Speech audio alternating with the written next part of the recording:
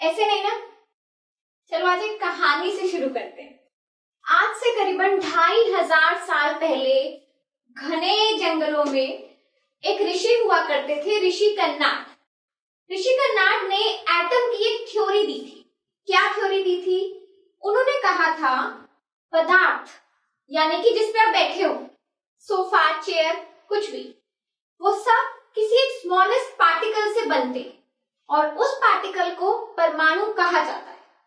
बिल्कुल उसी वक्त के दौरान नीलो दूर ग्रीक साइंटिस्ट ने भी इसी तरीके की एक थ्योरी दी। क्या दिया? कि matter is divided into smaller particles which is known as atom. एक स्टेज ऐसी आती है इन्हीं पार्टिकल्स को डिवाइड करते समय जहां पर ये डिवाइड करना बंद कर देते हैं और उसे एटम कहा जाता है।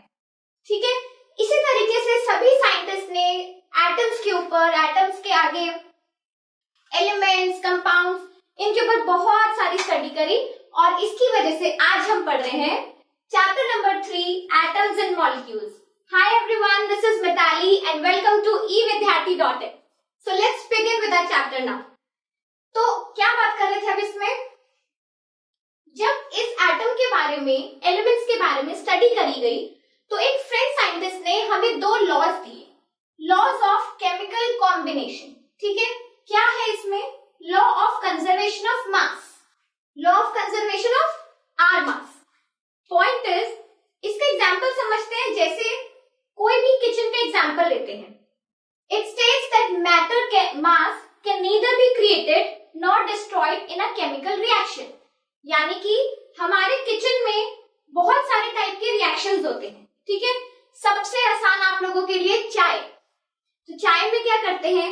सपोज हमने दूध, पानी, चीनी, पत्ती, सभी चीजों को मिलाया है, तो इनका जो मास है वही हमारे चाय के मास में दिखाई देता है, वही हमारे चाय का मास बनता है। इसी तरीके से आप केक का एग्जाम्पल भी ले सकते हैं।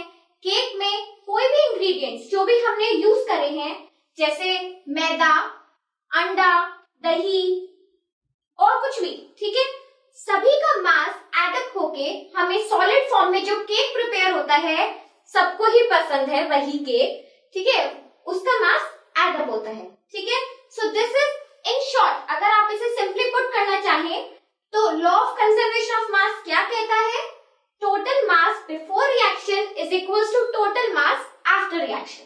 सिंपल। ठीक है, now let's move on to our second law.